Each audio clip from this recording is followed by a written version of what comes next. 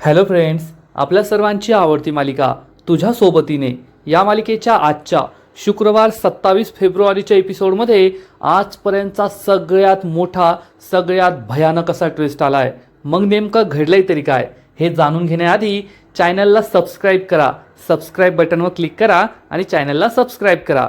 Friends, आजच्या एपिसोडमध्ये तायडीने नुपूरचा खूप अपमान केला. नुपूर अपशकुनी आहे. नुपूरचा नवरा लग्नाच्या दिवशीच लग्न होण्याआधी मेला. ही जेथे जाते तेथे शुभकार्य होऊच शकत नाही असं ती नुपूरला बोलली. त्यामुळे आशाला जबरदस्त त्रास झाला. तिला हार्ट अटॅक आलाय. नुपूर आणि मल्हार खूप घाबरले.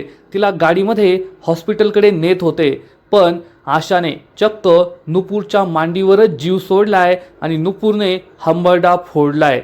म्हणजे आता आशा जगते की नाही आणि आशा ही जिवंत राहते की नाही ही शक्यता निर्माण झाली आहे.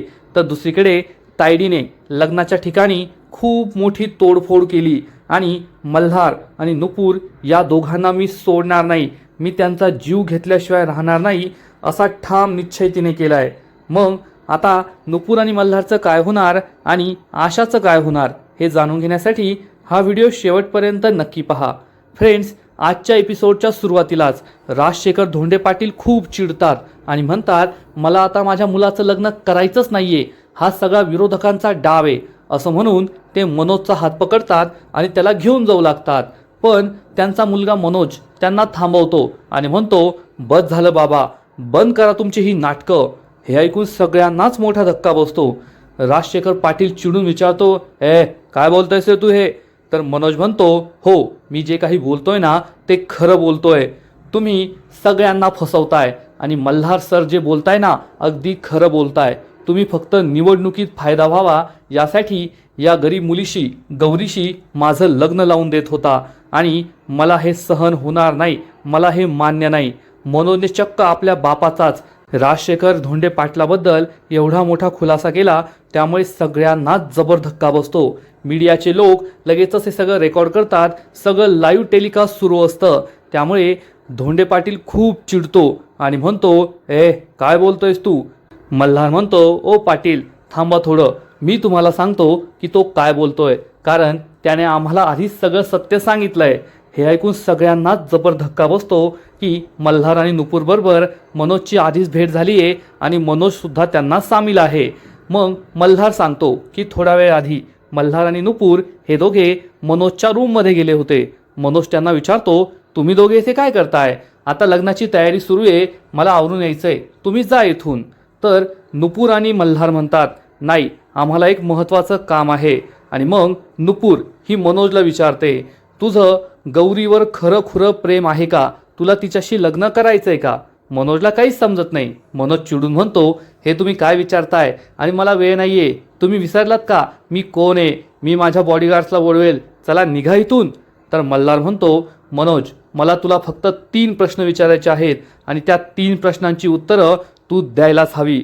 मनोज खूप चिडतो आणि म्हणतो, तुम्हाला कळत नाही का मी काय सांगतोय तुम्हाला? चला निघा इथून. आणि त्यामुळे मल्हार खूप चिडतो आणि म्हणतो, तू ना जर माझ्या प्रश्नांची उत्तरं दिली नाही ना, मग मी तुझी काय अवस्था करेल ना हे तुला सुद्धा कळायचं नाही. हे ऐकून मनोज चांगलाच घाबरतो आणि मग मल्हार त्याला प्रश्न विचारतो, खरं खरं बोलायचं, तुझं गौरीवर प्रेम आहे का? मनोजला जबर धक्काच बसतो. तो काहीच बोलत नाही. मग मल्हार त्याला विचारतो, तू 6 महिन्यानंतर गौरीला सोडून देणार आहेस का? मनोज खूप चिडतो आणि म्हणतो, थांबा, मी माझ्या बाबांनाच बोलवतो असं म्हणून मनोज बाहेर जाऊ लागतो. तर मल्हार त्याची गचंडी पकडतो आणि त्याला जागेवरच थांबवतो आणि म्हणतो, कोठे बाहेर जायचं नाही, माझ्या प्रश्नांची उत्तरं द्यायची, नाहीतर येथेच तुला फोडून काढेल. मनोज खूप घाबरतो. नुपूर सुद्धा घाबरते आणि मग मल्हार त्याला बेडवरच आडवा पाडतो आणि त्याला जाब विचारतो, तुला काही अक्कल आहे का?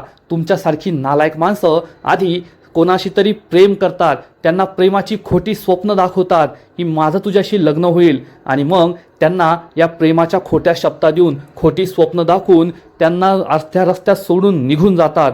हे सगळं ऐकून नुपूरला मोठा धक्काच बसतो. आपल्या सगळ्यांना माहिती आहे की मल्हारबरोबर सुद्धा असंच घडलंय. मल्हारचं लग्न ठरलं होतं, त्याला हळद लागली होती, पण त्याची प्रेयसी संजना हळदीच्या दिवशीच त्याला सोडून निघून गेली होती. मला तुझ्यापेक्षा बेटर ऑप्शन सापडलाय असा मेसेज करून ती लग्न न करता निघून गेली होती. आणि मल्हारचा हा पर्सनल राग पुन्हा एकदा त्याच्या चेहऱ्यावर येतो. तो मनोजवर खूप चिडलेला असतो आणि म्हणतो, तुम्हाला माहिती आहे का, तुम्ही एखाद्याला फसवता, प्रेमाचं नाटक करता, पण या प्रेमाशिवाय उरलेलं आयुष्य जगणं किती अवघड असतं ते. तेव्हा नुपूर ही मल्हारला शांत करते. सर तुम्ही काय करताय? पण मल्हार तिचं काहीच ऐकत नाही आणि पुन्हा एकदा या मनोज जवळ येतो आणि चक्क त्याचा गळाच दाबतो आणि म्हणतो, आज मी तुला काही सोडणार नाही. आणि मल्हार चक्क त्याला मारण्याचा प्रयत्न करतो, त्याचा जीव घेण्याचा प्रयत्न करतो. आणि तेवढ्यात नुपूर ही मल्हारला त्याच्यापासून दूर करते आणि विचारते, सर काय करताय तुम्ही? त्याचा जीव घ्याल का? तुम्ही एवढे पर्सनल का होताय? तर मल्हार ओढून म्हणतो, कारण हे पर्सनल आहे. जेव्हा तुमचं एखाद्यावर प्रेम असतं आणि ती व्यक्ती तुम्हाला सोडून जाते ना, तेव्हा काय होतं हे तुम्हाला नाही कळायचं. हे माझ्याबरोबर घडलंय. हे ऐकून नुपूरला मोठा धक्काच बसतो. मल्हार नुपूरला म्हणतो, अशी नालायक माणसं प्रेमाची नाटकं करतात, समोरच्याला आशा लावतात आणि त्यांना सोडून निघून जातात. आणि मग त्या व्यक्तीने काय करायचं? त्या व्यक्तीने आयुष्यभर असंच तळमळत जगायचं का? आयुष्यभर असंच दुःखी राहायचं का? या माणसाला आहे ना मी सोडणार नाही असं म्हणून मल्हार या मनोजची गचंडी पकडतो आणि त्याच्यावर हात उगारणार. तेवढ्यात हा मनोज ढसाढसा रडू लागतो आणि म्हणतो, मारा, तुम्ही पण मला मारा, माझे बाबा पण मला मारतात, सगळ्यांनीच मला मारा, पण मी आता काय करू? माझं गौरीवर खरं प्रेम आहे, मला तिच्याशी लग्न करायचंय, माझ्याकडे दुसरा कोणताच पर्याय नाहीये, मग मी तरी काय करणार? आणि त्याला असं रडताना पाहून मल्हार आणि नुपूरला मोठा धक्काच बसतो. दोघे एकमेकांकडे आश्चर्याने पाहतात. मनोज सांगतो, हो, माझं गौरीवर खरं खुरं प्रेम आहे. आधी मी लग्नाला तयार नव्हतो, तर बाबा म्हणाले तुला लग्न करावं लागेल, आपल्या निवडणुकीत फायदा होण्यासाठी तुला हे लग्न करावं लागेल, फक्त 6 महिने लग्न कर आणि मग घटस्फोट देऊन टाक. मी नाही तयार झालो, पण तेव्हा त्यांनी मला मारलं. मी लग्नासाठी तयार झालो, गौरीशी माझी भेट झाली, मला ती मुलगी खूप आवडली, मला तिच्याशी लग्न करायचंय, आयुष्यभर तिच्याच बरोबर राहायचंय, माझं तिच्यावर खूप प्रेम आहे. पण आता बाबा म्हणताय की 6 महिन्यात तिला सोडून द्यायचं, तिला घटस्फोट द्यायचा, मग मी काय करायचं? मला काहीच कळत नाहीये. हे ऐकून मल्हार आणि नुपूरला मोठा धक्काच बसतो. नुपूर मनोजला विचारते, खरंच तुझं गौरीवर प्रेम आहे का? तर मनोज सांगतो, हो, माझं गौरीवर खूप प्रेम आहे, पण मी माझ्या बाबांच्या विरोधात नाही जाऊ शकत, तुम्हीच सांगा मी काय करू? मल्हार चिडून म्हणतो, इतका वेळ ना मला तुझा राग येत होता, पण आता मला तुझी कीव येतीये. अरे तू स्वतःच्या प्रेमासाठी नाही उभा राहू शकत, तर काय फायदा तुझा जगून? तू प्रेम केलं असं म्हणून प्रेमाचा अपमान करतोय. आणि जर तू त्या गौरीवर खरोखरचं प्रेम केलं असशील ना, तर स्वतःच्या प्रेमासाठी उभं राहायला शिक. मनोज विचारतो, मग मी आता काय करू? मल्हार चिडून म्हणतो, तू काही नाही करू शकत, स्वतःच्या प्रेमासाठी नाही उभा राहू शकत, तू काय करणार आहे? मनोज खूप दुःखी होतो. आणि मग मल्हार हा मनोजला प्रेमाचा अर्थ समजावून सांगतो की जर तुझं एखाद्या व्यक्तीवर प्रेम असेल ना, तर आयुष्यभर त्याला साथ देण्याचं वचन दे. आणि मग त्याची साथ देण्यासाठी मग तुझा बाप असो की दुसरं कोणी, सगळ्यांच्या समोर उभं राहण्याची, त्यांच्याशी लढण्याची तुझ्यात हिंमत असायला हवी. हे सगळं नुपूर ऐकते आणि मल्हारचे विचार किती चांगले आहेत, खरंच त्याचं प्रेम, या भावनेवर किती प्रेम आहे हे नुपूरला समजतं. मल्हार हा मनोजला समजावून सांगतो, आम्ही तुझी साथ द्यायला तयार आहोत, पण आधी तू स्वतः तुझ्या पायांवर उभा राहा, तुझ्या बापासमोर उभं राहून बोलण्याची हिंमत एकवटव. आणि मी तर तुझं आणि गौरीचं लग्न होऊच देणार नाहीये, कारण तुझ्यासारख्या भेकड माणसाबरोबर जो स्वतःच्या प्रेमासाठी उभा राहू शकत नाही, त्याच्याबरोबर मी तिचं लग्न होऊ देणार नाही, तिचं आयुष्य बर्बाद होऊ देणार नाही असं म्हणून मल्हार तेथून निघून जातो. नुपूर मनोजला समजावून सांगते, मनोज, मी गौरीला विचारलंय, गौरीचं सुद्धा तुझ्यावर खूप प्रेम आहे, आणि जर ती तुझ्यावर प्रेम करत असेल तर तू सुद्धा तिला आयुष्यभर साथ दे. आणि हीच ती योग्य वेळ आहे जेव्हा तू तुझ्या वडिलांविरुद्ध उभा राहू शकतो आणि गौरीशी लग्न करून तिचं आयुष्यभराची साथ मिळवू शकतो. मनोजला सुद्धा ही गोष्ट पटते आणि मग तो झालेला सगळा प्रकार सगळ्यांना सांगतो. राजशेखर धोंडे पाटलांना जबर धक्काच बसतो आणि मग तेथे उभे असलेले न्यूज रिपोर्टर लगेचच सांगतात, आत्ता झालाय मोठा खुलासा. मनोज राजशेखर यांनी आपल्या बापाबद्दलच मोठा खुलासा केलाय. राजशेखर चिडून म्हणतो, हाकलून लावा रे त्या न्यूज चॅनलवाल्यांना. आणि मग राजशेखरचे बॉडीगार्ड त्यांना हाकलून देऊ लागतात. आणि पुन्हा एकदा राजशेखर आपल्या मुलाला मनोजला तेथून घेऊन जाऊ लागतो. पण मनोज त्याचा हात सोडवतो आणि म्हणतो, नाही बाबा, मला गौरीशीच लग्न करायचंय. माझं तिच्यावर खूप प्रेम आहे आणि मी तिच्याशीच लग्न करणार आणि 6 महिन्यानंतर तिला घटस्फोट देणार नाही. राजशेखरला खूप राग येतो आणि तो चक्क मनोजवर हात उचलतो, त्याच्या थोबाडीत मारण्याचा प्रयत्न करतो. तर मल्हार त्याचा हात पकडतो आणि म्हणतो, पाटील. आणि सगळेजण खूप घाबरतात. तायडी आणि सगळ्यांना जबर धक्का बसतो की मल्हार हा चक्क राजशेखर पाटीलला नडतोय. मल्हार म्हणतो, ही चूक करू नका, मीडियावाले येथे आहेत, नाहीतर मी खटक्यावर बोट आणि जागेवर कार्यक्रम करील तुमचा. हा डायलॉग या राजशेखर पाटलाचाच असतो, त्यामुळे तो खूप चिडतो. नुपूर मात्र खुश होते. तायडीला कळतच नाही की हे सगळं काय होतंय. आणि मग राजशेखर पाटील तेथून रागारागाने जाऊ लागतो. त्याची बायकोही त्याच्या मागे मागे जाते. राजशेखर म्हणतो, मी कोणाला सोडणार नाही. त्यानंतर मनोज हा चक्क लग्न करण्यासाठी स्टेजवर उभा राहतो. आणि मग नुपूर म्हणते, चला मंगलाष्टकच सुरू करा. नुपूर खूप खुश असते, पण तायडीला जबर धक्का बसलेला असतो आणि तायडी या राजशेखर पाटलाच्या मागे मागे जाते. आणि मग मल्हार आणि गौरी या दोघांच्या लग्नाच्या मंगलाष्टकच सुरू होतात. नुपूर मल्हार खूप खुश असतात आणि मनोज आणि गौरीचं लग्न लागतं. नुपूर आणि मल्हारचं मिशन सक्सेसफुल झालेलं असतं आणि त्यांनी मनोज आणि गौरीचं लग्न लावून दिलेलं असतं. तर इकडे तायडी ही राजशेखर पाटील आणि त्यांच्या बायकोच्या मागे मागे पळत असते आणि म्हणते, ओ साहेब थांबा ना, ऐका ना. राजशेखर चिडून विचारतो, काय थांबायचंय आणि काय ऐकायचंय? तुमचा तो भाऊ आणि ती पोरगी नुपूर मला संपवायला निघालेत. पण एक लक्षात ठेवा, हा राजशेखर पाटील आहे ना, कधी संपत नसतो. आणि तायडी स्वतःचं तोंडच लपवते. राजशेखर चिडून म्हणतो, तोंड लपून काही होणार नाही. तुमच्या त्या भावाला सांगा, आता मी त्याचा खटक्यावर बोट, जागेवर कार्यक्रम करणार. मी तुम्हाला बर्बाद करणार, बेचिराग करणार. हे लक्षात ठेवा. तुम्ही राजशेखर पाटलाला नडले आहात. तायडी घाबरून म्हणते, नाही हो साहेब, यात माझी काही चूक नाहीये. तर राजशेखर चिडून म्हणतो, कोणाची चूक ते मला चांगलंच कळलंय. आता तुम्ही फक्त पाहतच राहा काय होतंय ते. असं म्हणून राजशेखर आणि त्याची बायको तेथून निघून जाते. तायडीला खूप भीती वाटते. ती खूप चिडते. नुपूर, हे सगळं तुझ्यामुळे झालंय. आता मी तुला काही सोडत नाही असं ती ठरवते. म्हणजे हे सगळं नुपूरमुळे झालंय आणि नुपूरला मी आता सोडणार नाही, तिचा बदला घेणार, असाच विचार तायडी करते. इकडे नुपूर आणि मल्हार, गौरी आणि मनोज या दोघांचं लग्न लावून देतात. या दोघांचं लग्न उरकतं.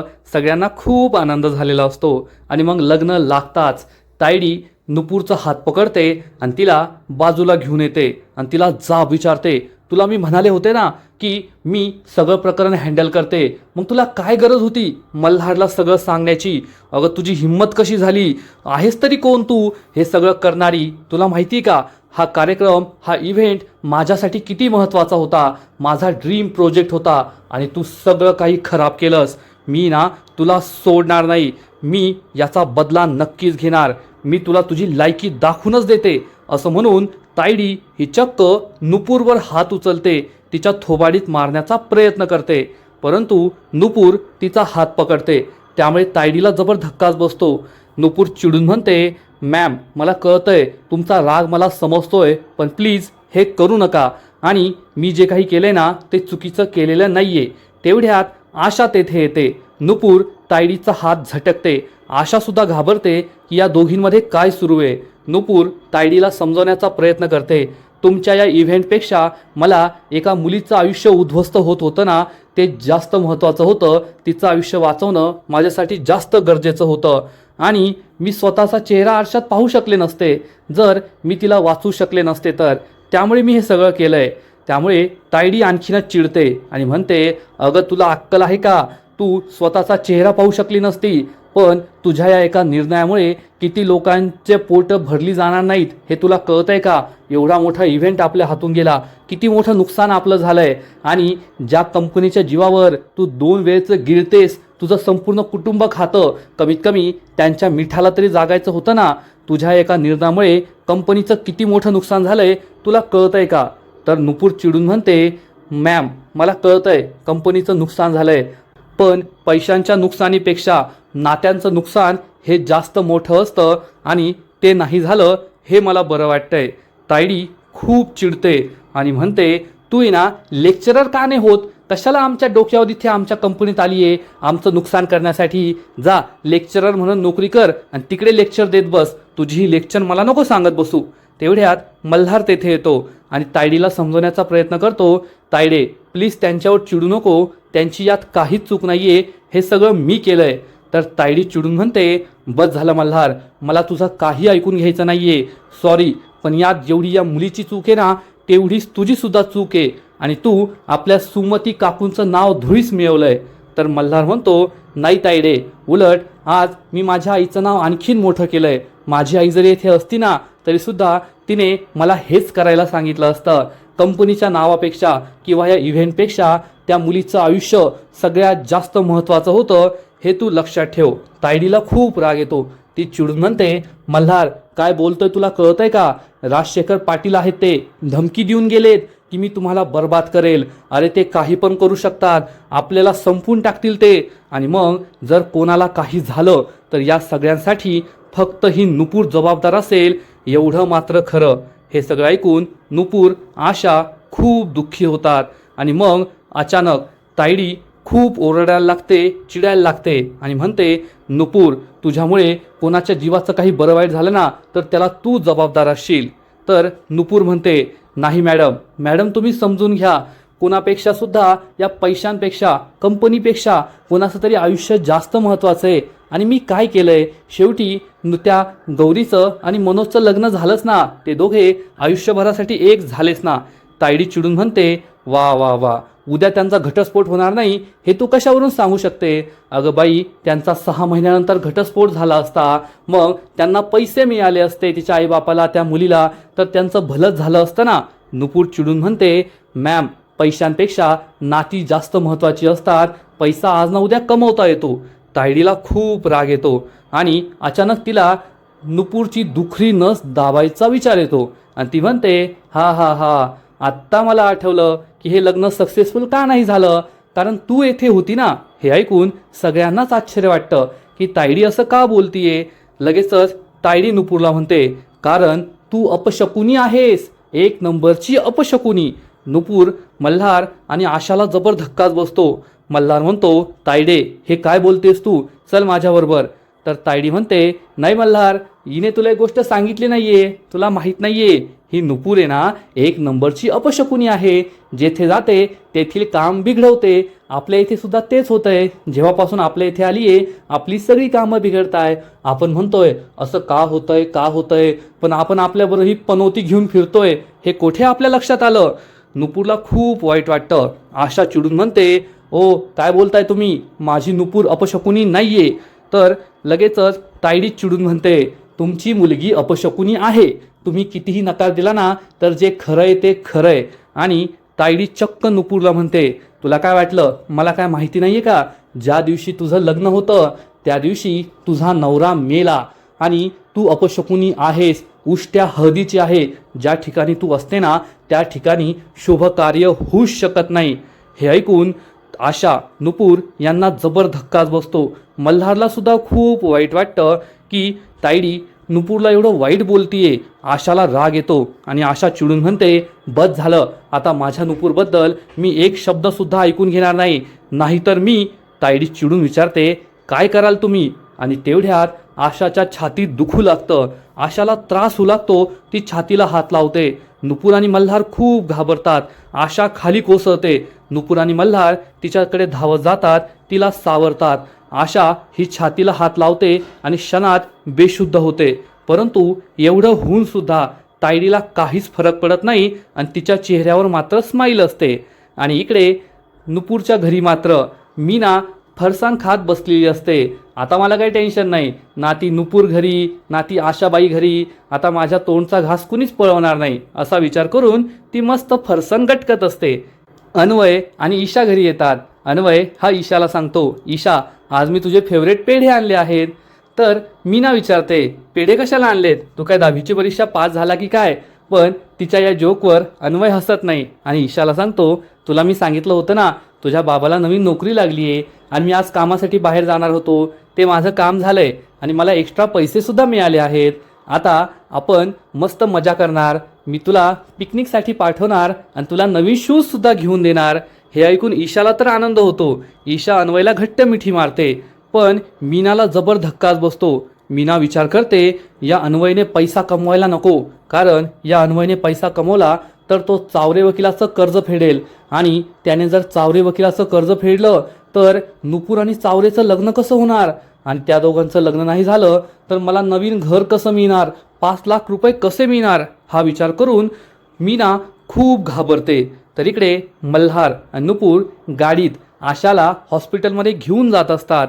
आशा नुपूरच्या मांडीवर असते आणि बेशुद्ध झालेली असते. मल्हार ड्रायव्हरला लवकर गाडी चालवायला सांगतो. आशा ही बेशुद्ध असते, त्यामुळे नुपूर खूप घाबरलेली असते आणि आशाला म्हणते, आई डोळे उघड, डोळे बंद करू नको, फक्त थोडाच वेळ, आपण हॉस्पिटलमध्ये पोहोचतोय. आई तुला काही झालं तर मी कशी जगणार, मला कोण समजावून सांगणार, आई प्लीज डोळे उघड, मला सोडून जाऊ नको. आणि त्याच वेळेस आशाचा हात खाली पडतो. जसं काय आशाच्या अंगात, तिच्या शरीरात जीवच राहिला नाहीये. नुपूरला मोठा धक्काच बसतो आणि नुपूर जोरात हंबरडा फोडते, आई. त्यामुळे मल्हार सुद्धा खूप घाबरतो आणि आजचा एपिसोड येथेच संपतो. फ्रेंड्स, खरंच तुझ्या सोबतीने या मालिकेचा आजचा एपिसोड खूप भारी होता, पण पुढील एपिसोड आणखीन जबरदस्त असणार आहे. मग या पुढील एपिसोडमध्ये घडणार तरी काय, तर फ्रेंड्स पुढील एपिसोडमध्ये आपण पाहू की तायडी इव्हेंटच्या ठिकाणीच असेल आणि चक्क तेथे असलेल्या सगळ्या डेकोरेशनची तोडफोड करेल. तू खूप चिडलेली असेल आणि तिच्या डोळ्यात पाणी येणार, तिच्या डोळ्यात राग असेल, आग उतरलेली असेल, तिचे डोळे लालबुंद झालेले असतील. आणि मग इकडे डॉक्टर मल्हार आणि नुपूरला सांगतील की तुमच्या आईला हार्ट अटॅक आलाय आणि त्यांची कंडिशन खूप क्रिटिकल आहे. नुपूर रडू लागेल. मल्हार तिला समजावून सांगेल, काही होणार नाही, तुमची आई बरी होईल. तेव्हा नुपूर ही मल्हारला सांगेल, ती माझी आई नाहीये, ती माझी न झालेली सासू आहे. हे ऐकून मल्हारला जबर धक्काच बसणार. तर इकडे तायडी विचार करेल, मल्हार आणि नुपूर तुमचं प्रेम खूप उतू चाललंय ना, आता मी त्याच प्रेमाने तुमच्या दोघांचा गळा कापणार. मग आता तायडीने काय नवीन प्लॅन बनवलाय, आशाचा जीव वाचणार का, हे सगळं पाहणं खूप इंटरेस्टिंग असेल. तर फ्रेंड्स, तुम्हाला सुद्धा तुझ्या सोबतीने ही मालिका आवडते का, नक्कीच कमेंट करून सांगा. आणि तुझ्या सोबतीने या मालिकेचे असेच नवीन नवीन अपडेट्स सर्वात आधी जाणून घेण्यासाठी व्हिडिओला लाईक करा, शेअर करा, चॅनलला सबस्क्राईब करून बेल आयकॉनवर क्लिक करा, म्हणजे या मालिकेचे नवीन नवीन एपिसोड तुम्हाला सर्वात आधी पाहायला मिळतील. खूप खूप खूप धन्यवाद.